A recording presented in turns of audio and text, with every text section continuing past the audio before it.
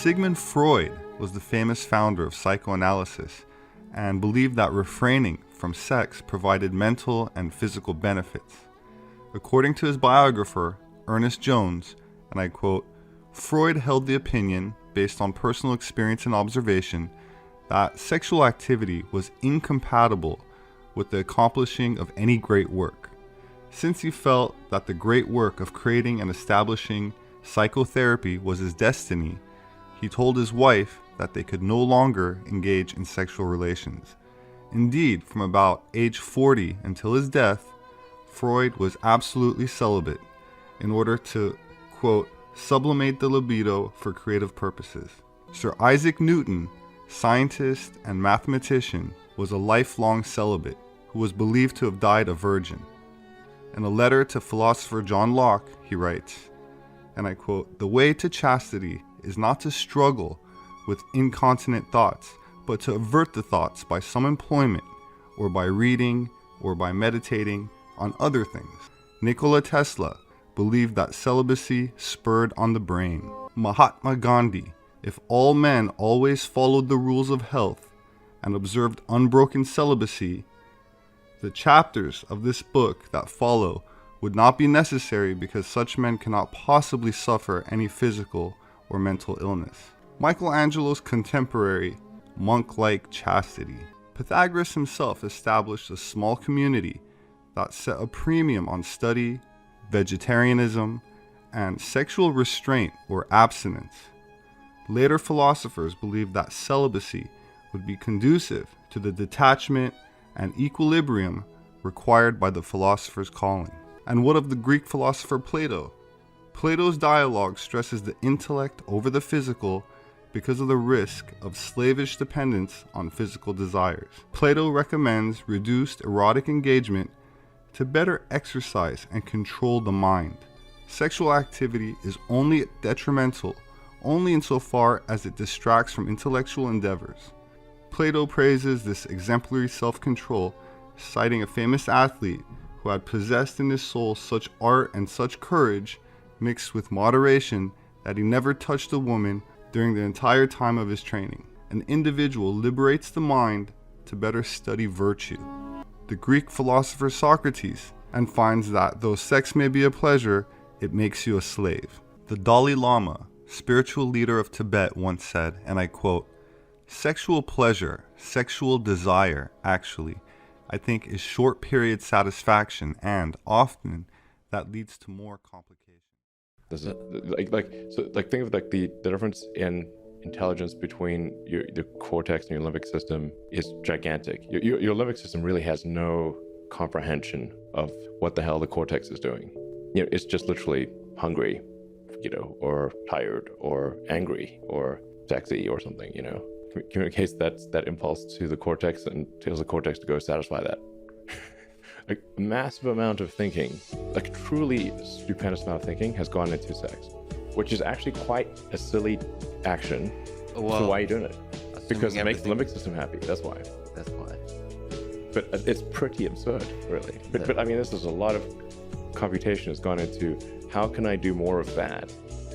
When driven by this desire, men develop keenness of imagination, courage, willpower, persistence, and creative ability unknown to them at other times. So strong and impelling is the desire for sexual contact that men freely run the risk of life and reputation to indulge it.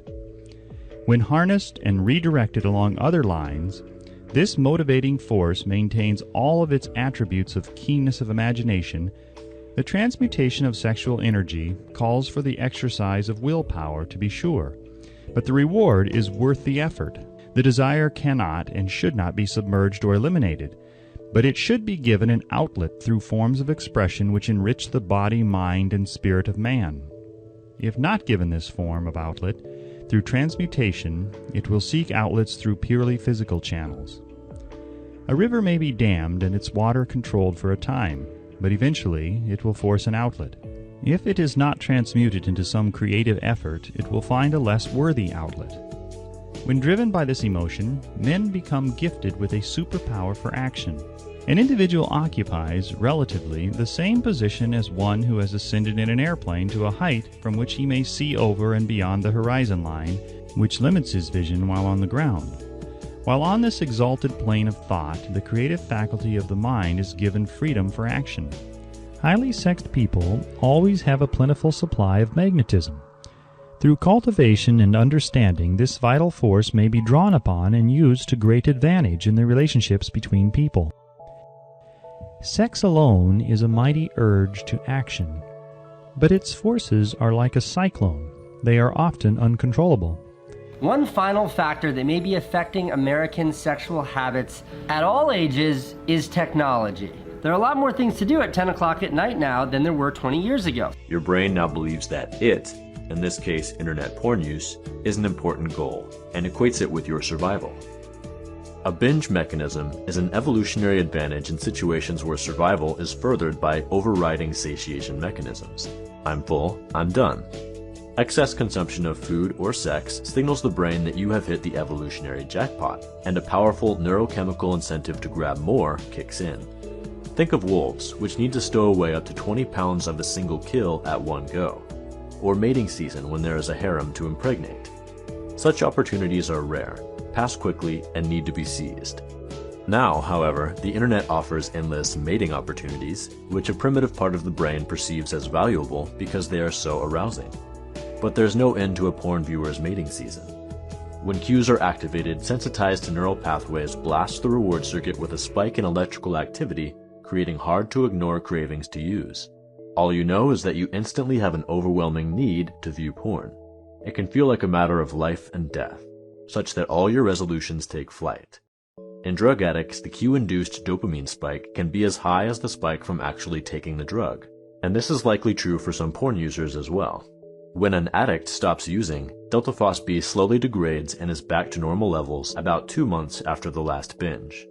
However, the sensitized pathways remain, perhaps for a lifetime. Krebs is trying to take the joy out of binging so that you give it a rest. But the glitch in the Krebs delta phos-B balancing act is that it evolved long before humans were exposed to powerful reinforcers. All have the potential to override evolved satiation mechanisms, including Krebs brakes. Put simply, Krebs doesn't stand much chance in the era of supernormal stimuli. What's Krebs to do in the face of a Big Mac, fries, and milkshake dinner, followed by a 3-hour Mountain Dew-fueled Call of Duty session, and 2 hours of surfing Pornhub while smoking a joint? What array of enticements did a 19-year-old hunter-gatherer encounter to goose his dopamine? The numbed pleasure response induced by Krebs is often called desensitization. It leads to tolerance, which is the need for a higher dose to achieve the same effect. Overpowering cravings to use, sensitization, combined with less fulfillment from both everyday activities and from the problematic behaviors, desensitization. Brain scan studies confirm that porn addicts have greater reward system activation in the craving phase, wanting, but do not like porn any more than non-addicts. It's important to know that during abstinence, sensitized porn pathways grow even stronger for a while. It's as if your reward system is screaming for stimulation, but only the addiction will do. This overgrowth of little nubs allows for more nerve connections and greater excitation. To help us control impulses, the prefrontal cortex extends 2 types of nerve pathways into our reward system. Go for it pathways, and let's stop and think about it pathways. With addiction, the increasingly powerful go get it pathways amplify cravings to use porn. It's the neurological equivalent of a devil on one shoulder and an angel on the other, with the devil resembling King Kong. 4. A malfunctioning stress system manifests as amplified cravings, inhibited willpower, and myriad withdrawal symptoms. First, stress increases dopamine and cortisol, turning even minor stressors into severe cravings. Even in the absence of cues, stress activates sensitized addiction pathways. Second, stress inhibits the prefrontal cortex and executive function, including impulse control and the ability to fully comprehend the consequences of our actions. To sum it up, if these 4 neuroplastic changes could speak, desensitization would be moaning, "I can't get no satisfaction." At the same time, sensitization would be poking you in the ribs and saying, "Hey, I've got just what you need," which happens to be the very thing that caused the desensitization. Hypofrontality, the dysfunctional prefrontal circuitry, would be shrugging and sighing, Bad idea, but I can't stop you. Your malfunctioning stress system would be screaming, I need something now to take the edge off. At first, your brain may not perceive real people as particularly stimulating. However, as you consistently refuse to activate the porn pathways in your brain, its priorities gradually shift. Initially, the rebooting process is challenging. Your brain can get very testy when its fix is not forthcoming after it summons you with a craving. However, freedom lies in allowing it to return to normal sensitivity and weaken any addiction pathways. When you remove a source of pleasure from the brain, it is like taking away the leg of a table. The whole thing becomes rocky and unstable. The brain has two options. One, to make you hurt like hell in every way it can think of to encourage you to put the table leg back again. Or two, to accept that the table leg is really gone and figure out how to rebalance without it. Of course, it tries option 1 first, then after a while it gets to work on option 2, all while still pushing option 1. Eventually, it seems like the brain rebalances, giving up on option 1 and fully succeeding at option 2. Withdrawal. Withdrawals are painful. They are physical, mental, and emotional pain. They are the jitters, the shakes, the sweats, odd pains in odd places, the brain fog we feel when quitting, and our brain's way of telling us all that unpleasantness can go away with just a little harmless fix. When going through withdrawal, I felt like I had a sinus infection and my teeth actually hurt. Typically, these include an exaggerated stress response and a powerful sense that the world is hopelessly gray and meaningless in the absence of the missing stimulus. The first 2 weeks are often the toughest. Let me tell you the truth right when you decide to take the challenge. You won't be able to do it. Or at least that's what you're going to think every single day. And it'll feel so true that you just can't take it anymore. You will be going through the emotional ups and downs of withdrawal. You are like a man setting out to climb a tall mountain who has never walked before. At first it will seem impossible, but as you walk a little bit more each day, your muscles, meaning your willpower, will grow and it will become possible. So take it one day at a time, always. Don't look at what you're doing as fighting a war to quit for X number of days, or it seems too big to take on. Realize that what you're doing is just saying no once. When that urge comes up, you say no. You scream into a pillow. You scream internally. You throw those thoughts away. You distract yourself. You realize how much better you've done without porn and how much you have to lose going back and starting over and maybe not even getting this far. My brain is like a seesaw right now. My day can turn from a great one to a near suicidal one in the space of a few hours. It's difficult to endure, but it reassures me that something is trying to correct itself. Gradually, colors return, enthusiasm increases, and stability reigns. They lasted for at least a month. Something was clearly, profoundly affecting me neurochemically, as within a 24-hour period I might experience the extremes of a kind of shimmering, exultant euphoria, followed by a moribund, depressive blackness. Around the month mark, I started feeling significantly better about myself, and things began falling into place. People seemed better disposed towards me. My body language improved. I started joking around at work and generally seeing the lighter side of life. Another frustrating thing about withdrawal symptoms is that recovery isn't linear. Others still have sporadic withdrawal symptoms for months. The up and down nature of the symptoms, the slow nature of the recovery, and the symptoms themselves. Good days gradually become more frequent, but bad days continue for a long while before the brain is really back to normal. Keep a list of things you want to accomplish, as well as a list of risk-free activities for those moments when you just don't have the motivation to do something productive. Triggers are both problems and solutions. They can drive you mad during rebooting at first, but they also show you when to be on high alert. You will need to be mindful of triggers for a long time, so it pays to work out what they are and be attentive. You also need to have a predetermined response for when you face one. If for some reason you can't act on your new routine, do what Olympic athletes do and visualize yourself acting on it in minute detail. Emotions. People who quit porn often remark that they feel more emotions. Why is this a challenge? Because unfamiliar emotions can be overwhelming at first, especially if they are unwelcome. You will encounter emotions you haven't felt for years, maybe never. Girls that didn't matter to you before will all of a sudden be the centerpiece to your fucking life. That exam you failed, you don't blow it off, you worry about your grade. You worry about the final coming up in 2 weeks. And this is good. Hell, it's great. Chaser. Vivid dreams seem to be a normal part of the mental house cleaning process of unhooking.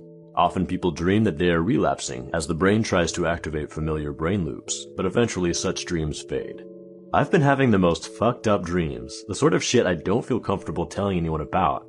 I understand it's just my mind working its way through withdrawal, but I hope it ends soon. Even when I don't find the person attractive, or I don't want to find them attractive, such as elderly people or younger children. My mind is just so on the fritz. I can deal with it if I'm just passing someone on the street and can quickly snap back and forget about it. But if it's someone I'm actually engaging in a conversation with, it almost escalates into a panic attack. Best to treat flashbacks like dreams. That is, regard them as mental house cleaning rather than evidence that the reboot isn't working. Just acknowledge them and let them pass without assigning them any meaning. Tune into your senses and shift your attention to what is going on around you. Relax and breathe deeply. Shame cycle. Fantasizing. Research on mental imagery indicates that fantasizing, or imagining an experience, activates many of the same neural circuits as performing it. Most people report that avoiding fantasy early in a reboot is very helpful. If a fantasy even remotely resembles porn, it should be off the table during a reboot. 2 reasons. 1. Porn fantasies can lead to relapsing. 2. They can reinforce the screwed up neural circuitry that we're attempting to undo by rebooting. Your brain doesn't make a distinction between imagery that comes from a computer screen or inside your own mind, so running porn-like imagery through your brain is little different from watching porn. I totally stopped fantasizing about porn about 4 weeks ago. Whenever a porn flashback enters my mind, I visualize a big red X over it and imagine a loud ambulance siren. If the porn image is insistent, I visualize exploding it in my head. The key is to do it immediately. The technique becomes more automatic with time. If you don't know what else to do, wait and do nothing. Think to yourself, here are cravings. They came out of nowhere, and they have no real power over me. I am not my thoughts. I did not summon them. I do not want them, and I do not have to act on them. Typically, the thought will vanish without a trace, at least for a time. All urges die down, usually within a quarter of an hour. Once you learn that you are bigger than your urge, and it always passes by, you'll be well on your way to ridding yourself of porn use. Your brain will try to rationalize porn use because it desperately wants it. The key here is not to argue with your brain. Simply acknowledge that you're having the thought, or answer no. Never quit. I don't care if you reset every other day for a whole month or 2. If that's the best you can do, you're now using porn half as often as you did. The most inspiring story I ever saw was of a guy who had a 15-day streak, after 3 years of trying. As long as you keep coming back, because you know it's important for your own good, you cannot fail. It is only a matter of time until you reset your neural pathways and break free.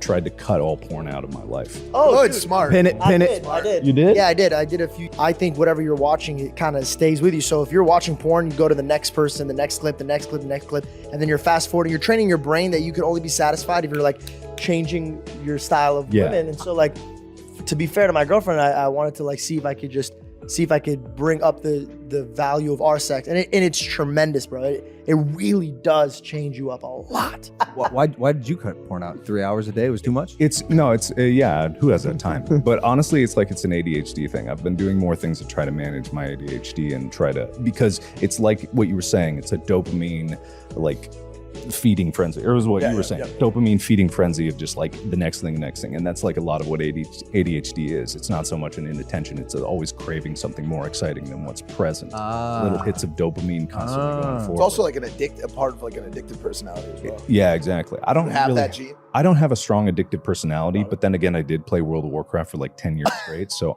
it's give or take on what it is. Did you ever play